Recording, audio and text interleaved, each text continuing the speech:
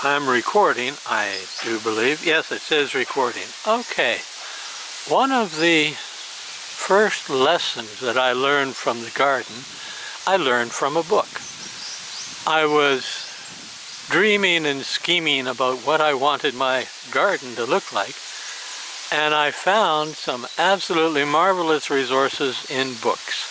Books about old Japanese and Chinese gardens, Grecian gardens, all sorts of gardens. And the very first thing I saw was that all of these gardens that I really loved were 300, 400, 1,500 years, 2,000 years old.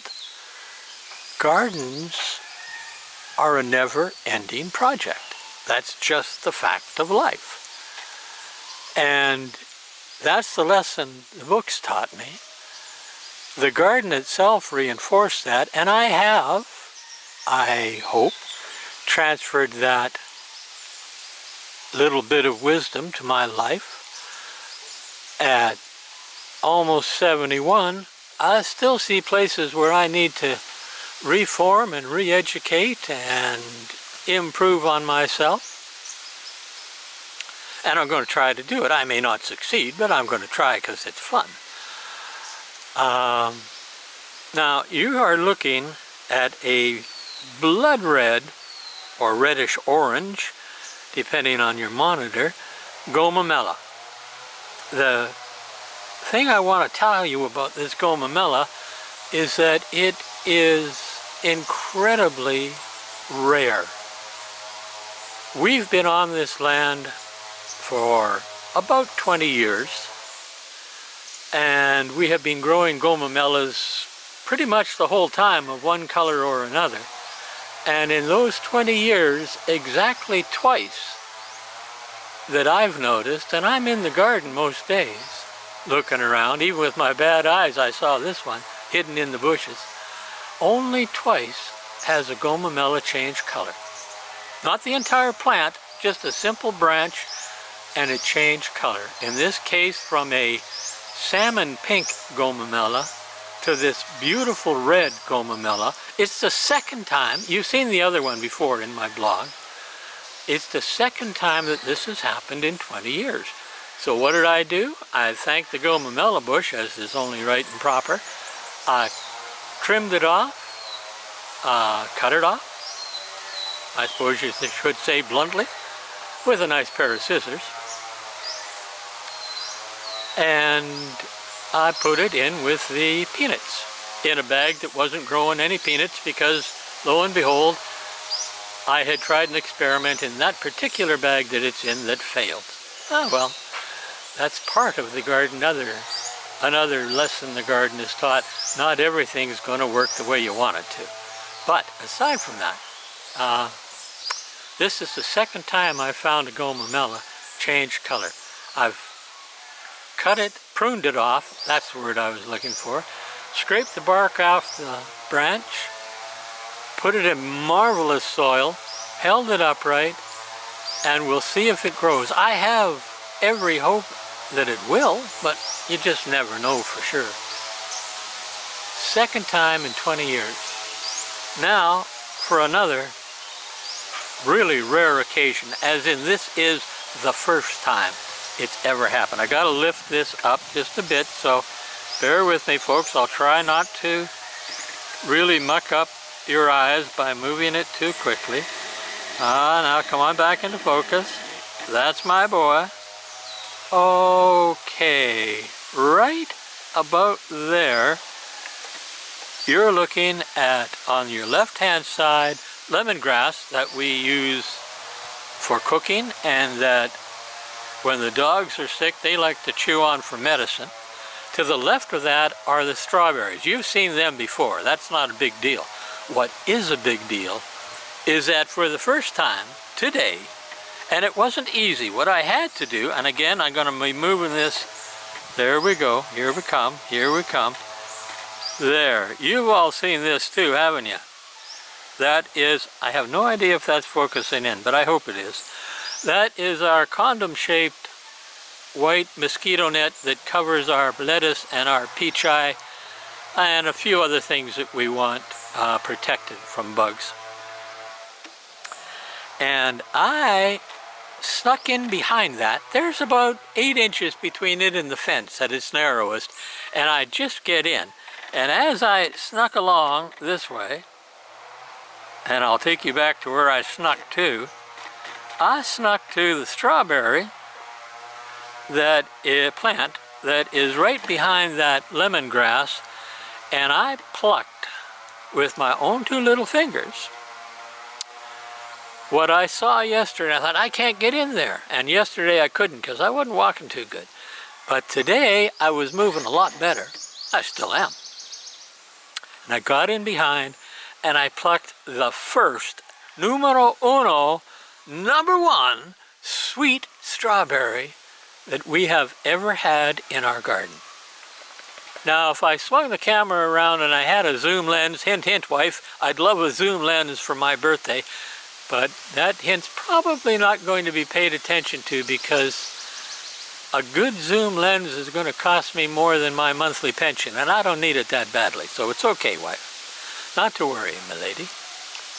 Anyway, I got my first ever sweet strawberry.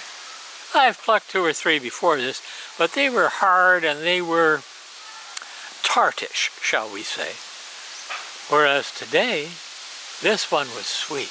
Oh, so sweet. Better than jam. Now, you got to realize one other little detail here. As a diabetic, if every one of our strawberry plants, and we've got what, 2, 4, 6, 8, 10, 12 times 3 is 36. Give or take, we've got 40 strawberry plants growing right now. If they were all in harvest with dozens of strawberries on each one, I'd still only get to eat 1 or 2. My lady would have the rest, or our garden ladies. So to sneak one every now and again is going to be just an incredible treat for me. Again, playing the long game that the garden has taught me. As a diabetic, I have some real simple choices to make. I can behave myself, and if I do, I get to keep my toes and feet and hands and legs all on my body. And I have grown attached to them in 70 years. I get to not destroy my kidneys, and I get to live a pretty reasonable life. Now, if I don't behave myself, if I eat all the strawberries in the strawberry patch, if I have cookies and cakes and pineapple juice and fruits galore and let my weight skyrocket, well, odds are good they're going to be cutting parts off my body and my kidneys are going to go and I'm not going to die a very happy death.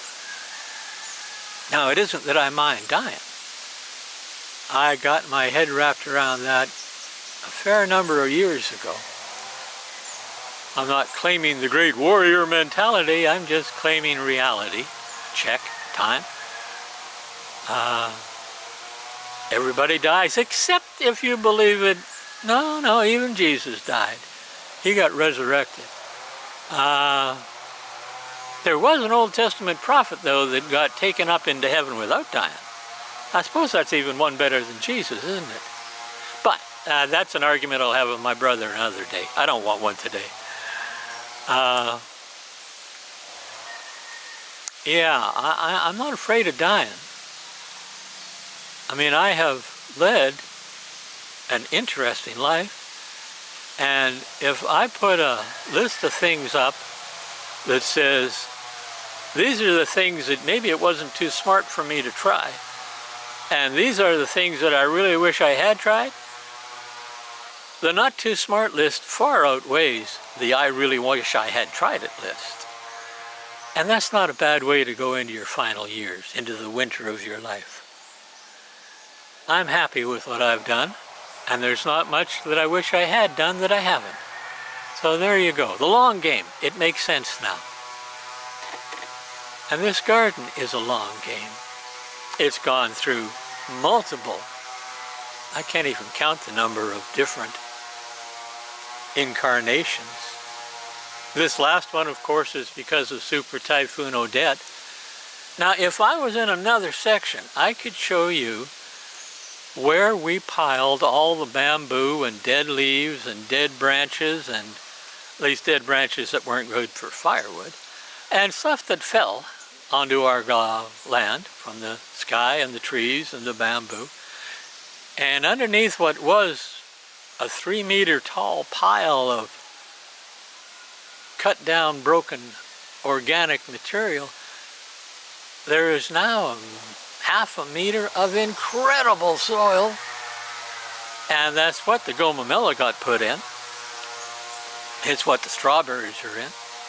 It's what everything's in, because we grow in a bag and we get the good soil and we mix it with the compost from the lower fish pond that gets composted from the upper fish pond, and we get a cycle going. We don't use chemical fertilizers.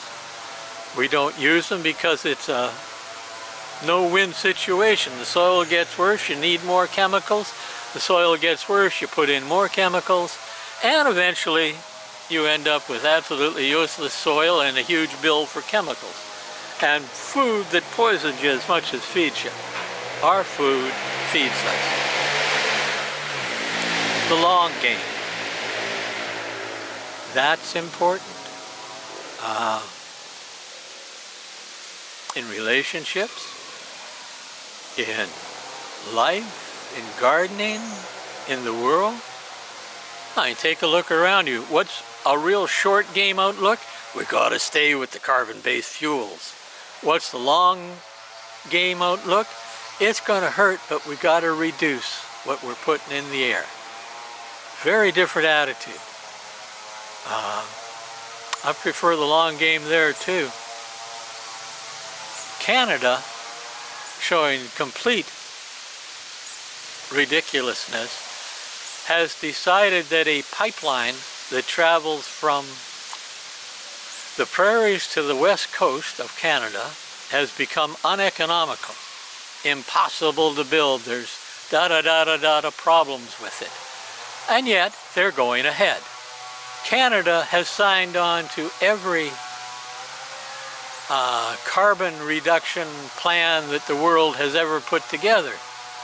And yet, they are continuing to harvest the tar sands in Alberta, which is the #1 dirtiest carbon-based fuel in the known universe. And lo and behold, we keep putting it out there, selling it, and saying, oh, we're doing so good for the environment.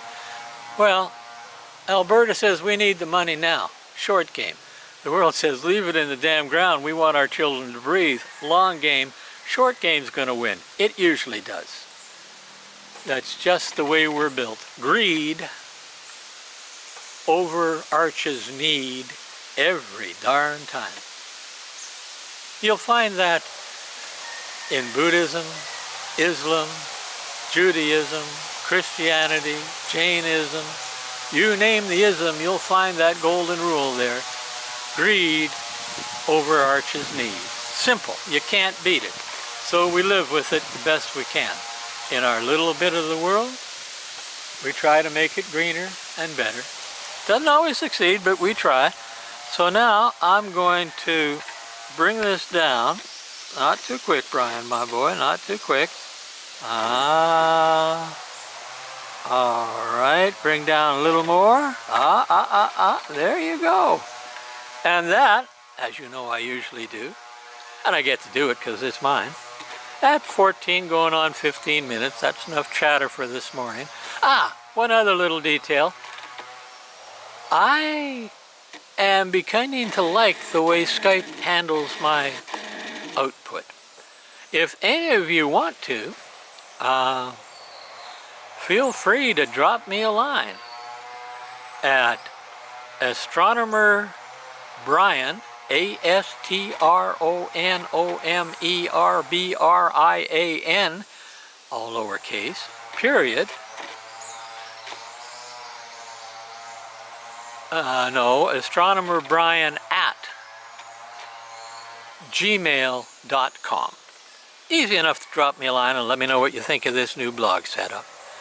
And as it's already well into the 30s and I'm sitting in the sunshine, and I do need my vitamin D, that's a good deal, but I'm starting to sweat quite a lot. I may drop sweat on my camera if I'm not lucky.